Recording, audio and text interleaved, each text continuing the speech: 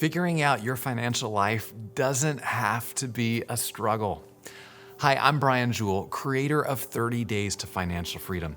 My financial life used to be messy and difficult too, but a few years ago, I started learning how to make sense of the confusion and began living in financial freedom.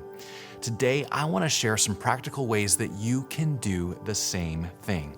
Now, to start, I want you to think about a stressful situation in your life sometime in the past. Now, chances are the stress wasn't caused by you going into a situation where there was lots of clarity and you knew exactly what was going on and exactly what you should do. Instead, that stress was caused by chaos and confusion. You were in a situation that wasn't clear. You didn't know what was going on, you didn't know what was coming, and you didn't know what to do. Chaos and confusion and unclarity cause stress in life. They cause stress in your financial life the exact same way.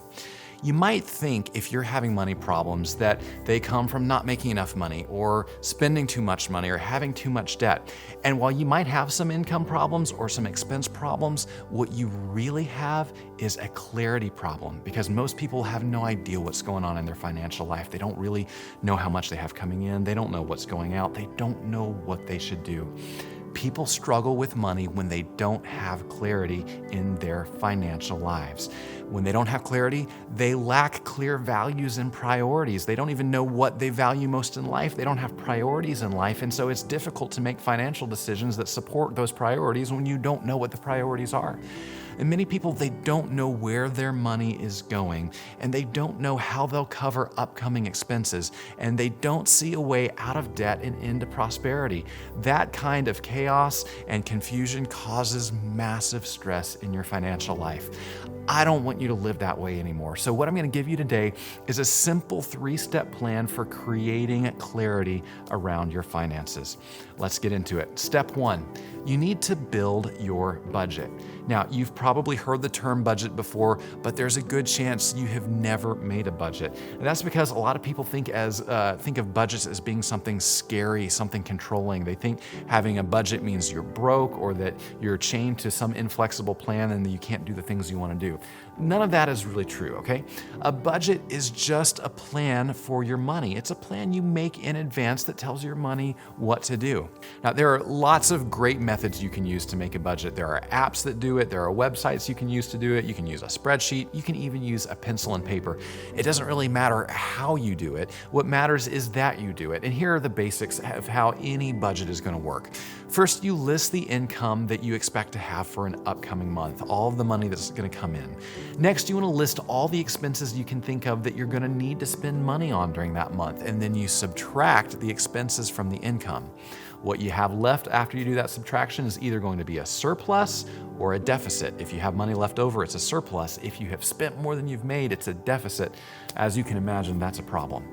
Now, once you do that exercise, it's going to bring immediate clarity to your financial life. When you see your expenses clearly, you can make smarter decisions. That's the whole point of a budget, is they allow you to see your expenses clearly so that you can make smart decisions about what you're spending and what you're doing with your money.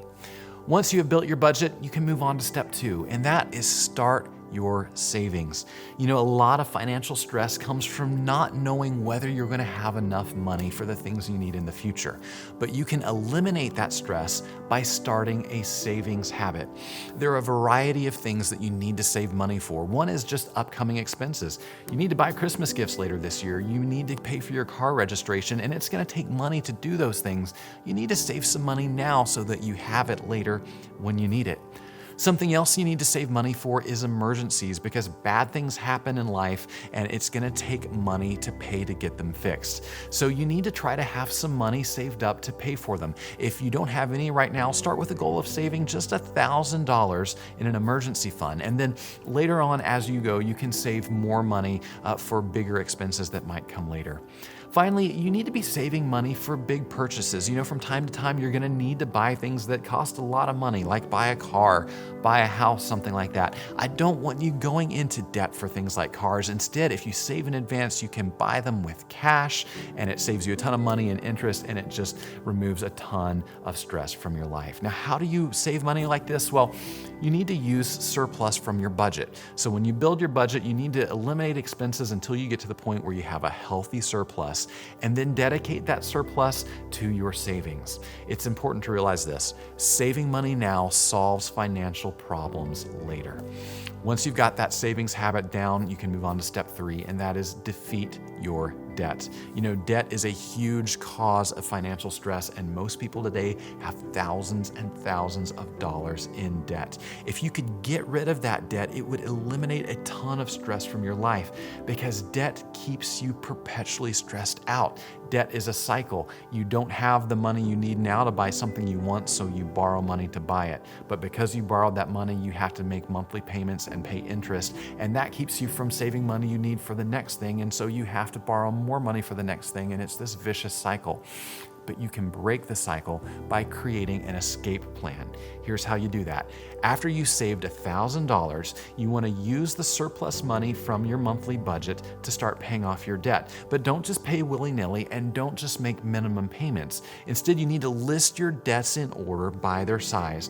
Pick your smallest debt and use your entire surplus to pay it off, and keep going that way, systematically paying off your smallest debt.